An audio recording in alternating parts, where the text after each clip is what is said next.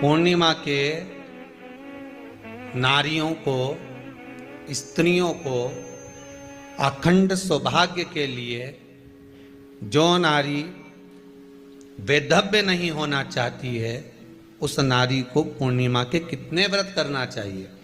जिस नारी के यहाँ संतान नहीं हो, औलाद नहीं हो, उसको पूर्णिमा के कितने व्रत करना चाहिए। जिस नारी का पुत्र, पति बहुत बीमारी से ग्रसित हो, लग रहा हो कि ये मेरा बेटा बहुत बड़ी बीमारी में घिरा हुआ है, तो नारी को कितने व्रत करना चाहिए। स्वयं भगवान कृष्ण ने माता यशोदा को द्वापर में भी बताया है कि पूर्णिमा के 32 व्रत होते हैं। कितने व्रत होते हैं? 32। स्वयं भगवान कृष्ण यशोदा रानी को, माता यशोदा जी को भी बता रहे हैं 32 व्रत। अब आपको किसी ने बता दिया होगा कि 8 कर लो, 7 कर लो, 6 कर लो, 12 कर लो, इसलिए आपने बोला कि 12 कर लीजिए, 32 कर लीजिए। अरे यहां तो द्वापर की कथा भी कहती है। यशोदा जी ने एक बार भगवान कृष्ण को रोक कर कह दिया, ए कन्हैया रुको। कन्हैया बोले, बोलो मां क्या बात है। कन्हैया जरा रुकिए, इधर आओ जरा। भगवान कृष्ण आए। हाँ मां बोलिए। किस जगह का प्रसंग है ये? जिस समय पर राधा रानी कुरुक्षेत्र में नंद बाबा और यशोदा जी को लेकर कुरुक्षेत्र के कुंड में, ब्रह्म सरोवर में स्नान कराने के लिए लेकर जाती है, ग्रहण का समय पर। और जब भगवान कृष्ण उस कुरुक्षेत्र के उस सरोवर में स्नान करने आते हैं, तब यशोदा जी ने अपने लाला से प्रश्न किया कि नारी वैधव्य होकर ना मरे, उसका पति कोई रोग से ग्रसित ना हो, उसका पुत्र किसी रोग में ना पड़े।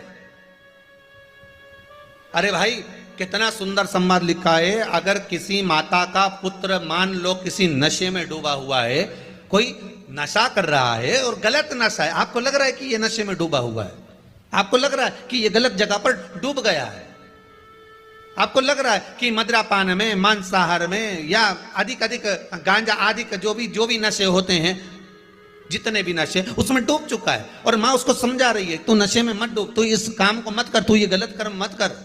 माँ उसको समझा कर हार गई।